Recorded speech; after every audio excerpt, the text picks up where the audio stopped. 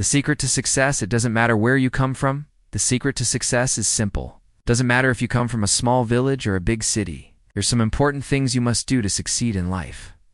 The key rules for success. First, you must work very hard. There are no shortcuts to success. You have to put in the effort every single day. Second, you need a clear vision. You must know exactly where you want to go in life. Without a clear goal, you will get lost. Third, you must be brave and tough. Success is not easy. You will face many challenges, but you cannot give up. Fourth, you need discipline. This means you must keep working toward your goals even when you don't feel like it. Most important of all, don't listen to people who say you can't do it. There will always be people who tell you your dreams are impossible. Ignore them. My story. From Austria to success, let me tell you my story. When I was 15 years old in Austria, I told people I wanted to become the world's best bodybuilder. Everyone laughed at me, they said. Bodybuilding is an American sport. You will never make it. But I had a clear vision of what I wanted.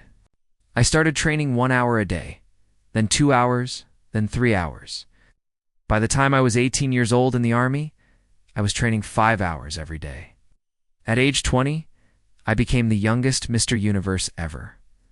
I proved everyone wrong. So much for it. Can't be done. Coming to America with nothing after winning that title, I was hungry for more. My next goal was to come to America. I came here with empty pockets, but full of dreams. I knew America was where I could continue my bodybuilding career and maybe even become an actor. I kept training 5 to 6 hours every day. I won one world championship after another. By the time I finished bodybuilding, I had won 13 world championship titles, more than anyone else in history. Moving to acting, more impossible dreams, then I got hungry for something new. I couldn't do bodybuilding forever. I wanted to become an actor. But again, people said it was impossible. When I talked to agents, they laughed at me. They said, "You can't become an actor. You have a thick accent. No one with your accent has ever become a leading man. Your body is too big and muscular." That was popular 20 years ago, but now people want actors like Dustin Hoffman and Al Pacino, and your name is too hard to pronounce. No one will buy tickets to see a movie with your name on it. Turning problems into strengths, but I didn't listen to them. I worked just as hard as I did in bodybuilding. Took acting classes, speech classes, and accent removal classes. I did everything I could think of. Slowly, things started to happen. All those things people said were problems became my strengths. When I got the role in Conan, the Barbarian, the director told me that if I didn't have my unique look, they would have had to build a fake muscular body for someone else. For Terminator, the director said he couldn't imagine anyone else playing that role. He said the famous line, "I'll be back," wouldn't work with a normal American accent. My German accent made it perfect. All those things people called weaknesses became my biggest strengths. I went from movie to movie, making more and more money. Eventually, I became the highest paid actor in the world, earning $30 million in 2003. This shows you again, so much for it can't be done. You can do anything, this is why I tell you. Anything and everything can be done. But you must be able to see it in your mind first. You must believe in yourself. Never give up, and never be afraid to fail. I was never afraid to fail when I ran for governor. Was never afraid to tackle anything new, because failure is just part of life. If you're afraid to fail, you will limit yourself and never reach your full potential. Work hard. There's no magic, let me be clear about something.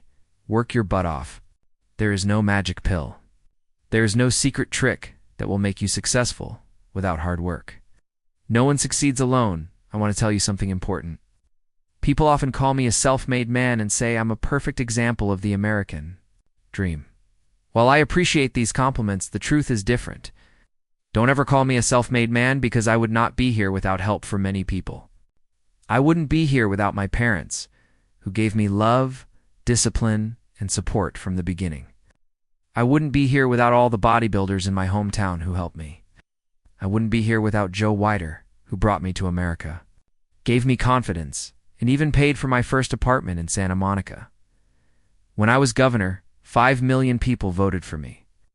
Each of those people helped me become governor. How can I say I did it all by myself? That would be nonsense.